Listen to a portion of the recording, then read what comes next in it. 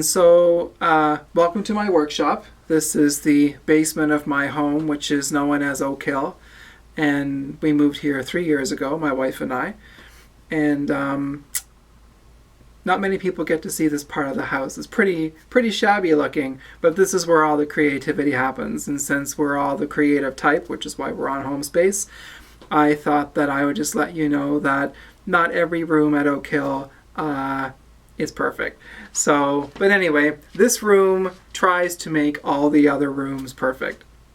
So I thought for the first topic for the video of Home Space, I would talk about color, and specifically how color is used in paint. Painting projects are something that we've all done, and so I thought it would be a good topic to start off with. A lot of people will comment on the colors of Oak Hill, the outside and the inside, and they'll say, oh, that's nice, or how did you pick that color, or where did that color come from? So I thought I would talk a little bit about that and how I make the colors around here happen, and hopefully it'll be something that you'll find interesting and can learn from for your own projects as well. So I'm going to start out by asking you a question, and the question is, have you ever painted a room or some project, and after it was all painted, you said to yourself, it's nice, but maybe it's a little too red, or a little too green, or a little too blue, or not enough of this or enough of that. There's just something that's not quite right. Well, there's several reasons for that, but one of the reasons is the formula that goes into creating a paint color. When people choose paint colors, in my experience, one of the first things that they look at is the name of the paint color. And some of the names of paint colors can be very charming, like London Fog, or Strawberry Tart, or Green Grass, something like that. And it's really important that when you're picking a paint color that you don't get caught up in the name of the color. Because really, it's not the name that's going on the wall. It's the paint color itself. And really, the formula that creates the paint color is what's going onto your wall. So what I want to do is show you how to understand the formula of a paint color, how to manipulate that formula to get the color that you're looking for your room or for your project. So I'm going to show you how I do that for my home here, Oak Hill. So I'm going to start out by showing you a little tester can, which I have. And this tester is from Home Depot. It's from Martha Stewart. And as some of you know, Martha, she doesn't make the paint anymore. But not all is lost, because Martha Stewart paint was always mixed in CIL. So CIL lives on, therefore the Martha paint lives on. But you don't have to paint a Martha, obviously. There's Bayer, there's CIL, and there's lots of different brands. But something that they all have in common is that the final color that you see on your project is made up of a formula. And that formula can range anywhere from 3 colors up to 7 or 8 colors. And those colors, where there are 7 or 8 different pigments in there, that's called a complex color. And I've used complex colors, and there are simple colors as well, where there's only 3 or 4 different pigments in a color. So if you go to the local paint store and you watch them mixing your paint, and they put the can under the little machine, you'll see that all these little pigments are going into creating the final color. And it's those pigments that you really need to understand, because they are the pigments that influence really the overall tone or the hue of the color of the project that you're painting. And so I want to teach you how to understand what that means. So when picking a paint color, forget the name. The name is irrelevant. You can call the color whatever you want to call it. Focus on the formula. And the way that you do that is that if you look on the can of any color, hopefully you can see something there, you'll see all these funny little abbreviations that are across the can. And so on this label here, it says DL, FL, TL. There are other ones like KXL, BL. They all mean different pigment colors. So for example, a BL is black, DL is kind of like a teal color. There's oxides as well. You don't need to memorize what all of those abbreviations mean because the paint store knows what all that means.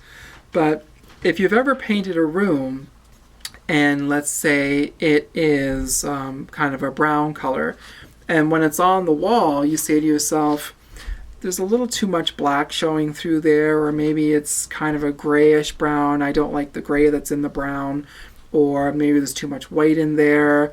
You can actually manipulate those undertones of the paint color, and that's really easy to do. When you have a formula made, you can manipulate that by degrees. So for example, by percentages. So for example, you can have a paint formula increased or decreased by 25, 50, 75, or 100%. So when I recently did the dining room here at Oak Hill, I got some great feedback from you guys. Thank you for that. And the color of the trim was Dune. So I went to the store, Home Depot, and I had that color mixed in the CIL. But when I brought it home and I put it on the trim, it didn't really contrast enough with the wall color. So I said to myself, I want more contrast between those two things. So I'm going to go back to the paint store and I'm going to ask them to increase the formula of that by 50%, meaning all of the different pigments that are in there, I want them to put half of that in again. And that really deepened the formula nicely. And as you saw in the pictures that I posted, it came out a very nice green, browny, taupey color. I really like it.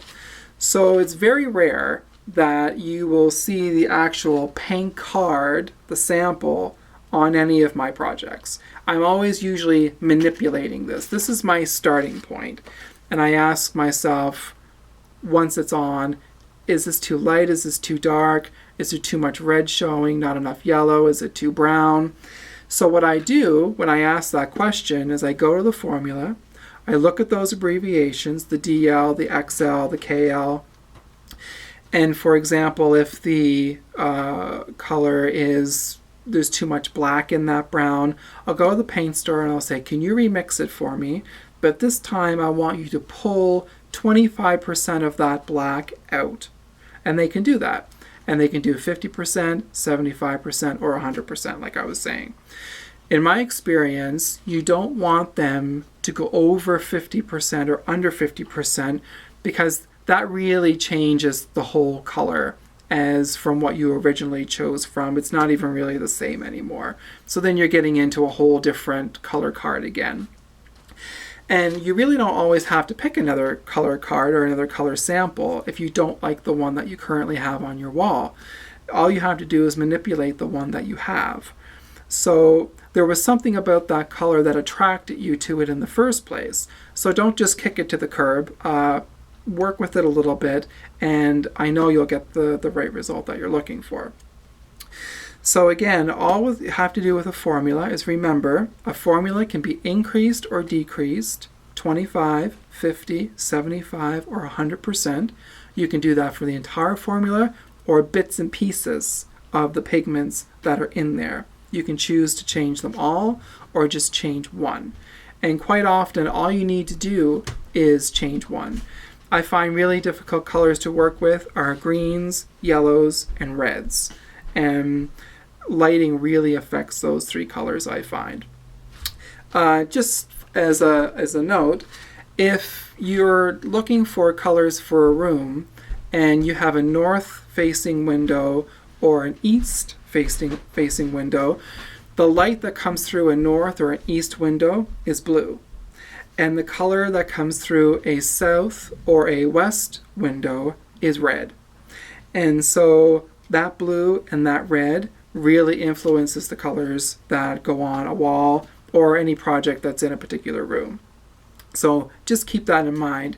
So for example, if I had a room that faced that faced east, and I wanted to paint it blue, I would keep in mind that because that window is facing east, it's really going to accentuate that blue. So I would be just cognizant of that idea and work accordingly with that. So, but you don't have to get too complicated about anything. Just remember that paint colors that you see are made of different pigments, and those pigments can be adjusted, whether it's one pigment or all of the pigments, to get the color that you're looking for. Quite often, just one simple adjustment in one of the pigments will really bring that color together that you're looking for. And as they always say, it's just paint. So if things go completely awry, you can always change what you've done. But give that a chance, and once you kind of start practicing with manipulating those formulas, you can see how it completely changes the color of them, or maybe even just a little bit slightly changes the color, which may be what you're looking for.